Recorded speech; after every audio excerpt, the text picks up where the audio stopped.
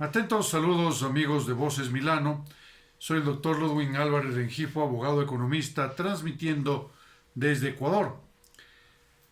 Esta semana es muy interesante en el contexto nacional, toda vez que se han vislumbrado 8 binomios nacionales para aspirar a ejercer el cargo de la máxima representación política de la República Ecuatoriana. Y tocará obviamente escogitar a la mejor alternativa. Más allá de eso, hoy nos comporta dentro de este mes que estamos hablando en su espacio rúbrica acerca del tema hereditario. ¿Qué es lo que sucede? ¿Qué pasa cuando nosotros tenemos, por ejemplo, una herencia en la cual el causante, es decir, aquella persona que ha fallecido y ha dejado detrás de sí un determinado patrimonio, lo hace pero después de que realizó su testamento y después de que uno de sus herederos falleció? Haremos el caso de Juan Constantinopla. Juan Constantinopla, una persona que tenía, por decirles algo, 80 años, entonces tenía 5 hijos. Juan Constantinopla decide generar un testamento. Entonces, el 25% de las legítimas, como se las conoce, van a estar establecidas en atención a lo que es su descendencia propiamente dicho, es decir, sus hijos. Tenemos 5. Vamos a tener un 25% que van a ser de mejoras, que la ley determina que este 25% en tanto van a ser, por ejemplo, para los nietos, bisnietos, para la persona que así tenga bien Juan Constantinopla. Y tenemos un 25% de libre disponibilidad, donde le dice, mira, ¿sabes qué? Juan Piguave fue una buena persona, o María Marte, una excelente señora que me cuidó durante mis últimos años y te voy a dejar ese porcentaje. Bueno, ojo, esto sucede en Latinoamérica en general. Este es el régimen de sucesiones que tienen nuestros códigos civiles. ¿Qué es lo que sucede si es que uno de los hijos de Juan Constantinopla fallece antes de que éste muera? Es decir, Juan Constantinopla falleció en mayo del año 2020, pero su hijo falleció, por ejemplo, uno de sus hijos falleció en marzo de 2020 por efecto de la pandemia. Se hizo un testamento. Juan Constantinopla, por allá por el 2007, por ejemplo, dejó a todos y cada uno de sus hijos su herencia, en partes proporcionales. Y efectivamente, para poder ser herederos, tiene que existir la concurrencia de determinadas circunstancias.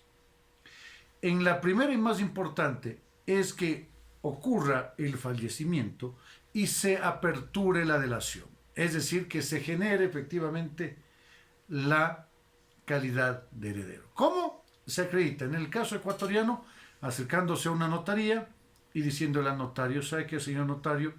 Mi padre, Juan Constantinopla, falleció el día tal, aquí está la partida de función, entonces dejó 5 herederos, que somos A, B, C, D, E. Sin embargo, él falleció. Por lo tanto, generamos la posesión efectiva de buena fe de todos los bienes, pero también de todas las deudas que nuestro padre ha dejado en vida. Entonces, porque no puedes heredar solamente los bienes y las deudas, decir, no, eso no quiero. No, tienes que heredar, desde luego, los activos y también los pasivos. Es decir, tienes, por ejemplo, unas 10 casas o una casa y esa casa genera impuestos, impuestos del pago predial, del impuesto, etcétera. Entonces tienen que ser satisfechos también esos pasivos. Bueno, hasta ahí está todo claro. Pero, ¿qué sucede después? En este sentido, el cuarto hijo que falleció en pandemia, en marzo de 2020, sucede que tenía a su vez, por ejemplo, 2 hijos. Estos 2 hijos, la lógica diría, bueno, si es que nuestro padre falleció, obviamente nosotros hacemos las veces de heredero de él y consecuentemente lo que nuestro abuelo Juan Constantinopla dejó nos pertenece también en la proporción de lo que a mi padre le correspondería. Esto es el 20%. Digamos que dejó un haber hereditario del orden de $1.000.000. Entonces dicen, estos 2 jovencitos me corresponde a nosotros, a cada uno, $100.000. ¿no es cierto? Que serían en total $200,000, que es el 20% del $1,000,000 que dejó Juan Constantinopla. Y la verdad es que no están sino equivocados. ¿Por qué? Porque existe un requisito para que en este caso el heredero de sea efectivamente y tenga la calidad de heredero. ¿Cuál es ese requisito? Sola, única y exclusivamente estar vivo. Si no está vivo el heredero, si fallece antes del causante, antes de que su padre fallezca, no hay herencia. ¿Por qué? Porque simplemente su padre sigue vivo. Eso lo dice el Código Civil Federal Mexicano, eso lo dice la codificación del Código Civil Ecuatoriano, eso señala la norma civilista. Entonces, estos hijos de uno y de dos, no pueden tener la calidad de heredero. Ahora, ¿qué pasa en otro contexto? ¿Qué pasa si es que hablemos de que, por ejemplo, hubo una señora que generó servicio en la casa de Juan Constantinopla? Y Juanito Constantinopla, ustedes saben que era muy goloso, entonces toma y de pronto tuvo una relación con la señora. Tiene un hijo, la señora, por O por B circunstancias, se va de ese hogar y ese hijo, que sería D3, es tomado como hijo propio de Juan Constantinopla y así lo registran junto con su cónyuge en el registro civil. Entonces, tenemos ya el hijo A, B, C, D y E, que viene a ser un hijo que biológicamente no es de la cónyuge de Juan Constantinopla. En ese sentido, ¿qué sucede? No es de coger y por más cariño que se le tenga a los niños, de decir, bueno, este es mi hijo y yo lo inscribo como tal. No, las cosas en derecho no son así. Ese niño de 3 no puede ser E. ¿Por qué? Porque simple y sencillamente, si bien es cierto, es hijo de Juan Constantinopla, pero no es hijo de su cónyuge.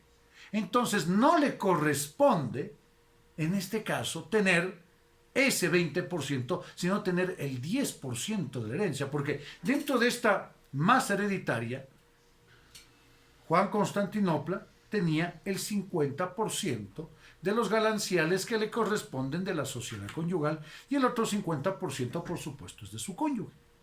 Pero en este caso la cónyuge tuvo solamente 4 hijos biológicos y un hijo que aparece legalmente como reconocido, pero no es hijo. Entonces, ¿qué sucede con este hijo de 3? Simple y sencillamente, lo que en este caso se verían asistidos los 3 hijos que están viviendo A, B y C, es acudir donde un juez de lo civil, impugnar la paternidad del hijo E, que no es hijo de su madre, y consecuentemente te llevará el apellido Constantinopla, sí, pero deberá tener el apellido materno que en realidad le corresponde. Si es que la cónyuge de Juan Constantinopla, después de haber fallecido el causante, también muere, indiscutiblemente que pueden realizarse una exhumación del cadáver y obviamente podremos realizar un examen de ADN entre, en este caso, el hijo de 3 que se viene a constituir como heredero E, que a la postre no es tal. Miren ustedes cómo opera el derecho sucesorio. Consecuentemente, en este caso, los 3 herederos, A, B y C, tienen el 50% de su madre, por supuesto. Y tienen, obviamente, dentro, me refiero al 50% del haber hereditario de los 2 cónyuges. Y tienen también de su padre, en este caso, la 4ª parte entre los 3. ¿Por qué? Porque ya no existe, en este caso, la existencia física, me refiero a el heredero D. Entonces, la herencia tiene que repartirse en estos porcentajes. Procesos largos, por supuesto, pero si es que queremos hacer bien las cosas, no olvidemos ir con nuestro abogado de confianza, generar un testamento, existen otras figuras también, compraventa, donaciones con reserva del derecho de usufructo, gravar los inmuebles, por ejemplo, con patrimonio familiar, para que no se vendan y salvaguardar eso, la familia.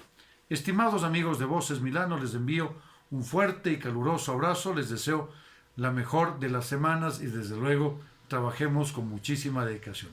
Un fuerte abrazo desde Ecuador. Muchas gracias.